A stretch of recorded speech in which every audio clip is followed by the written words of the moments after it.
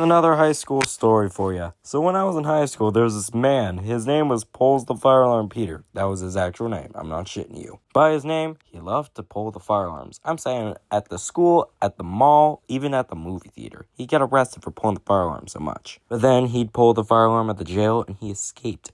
The whole town started to look for him.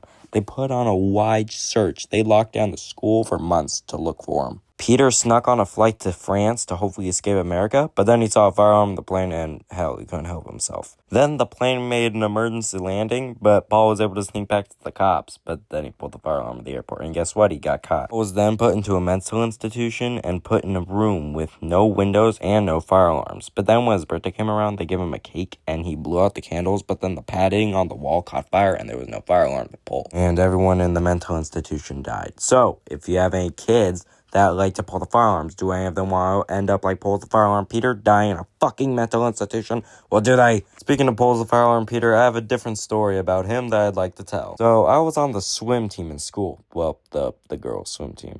Well, you see, I wasn't fast enough to join the boys' swim team, so, there was that. So anyway, we had a big race coming up. So, I immediately started going fast, but then my swim trunks came off, and I could never find them. Then the girls came out, and the coach told me to get out because it was time for the boys to swim. But of course, I didn't want to get out. I didn't want the girls' swim team to see my small, shriveled up package. Don't be asking questions, mates.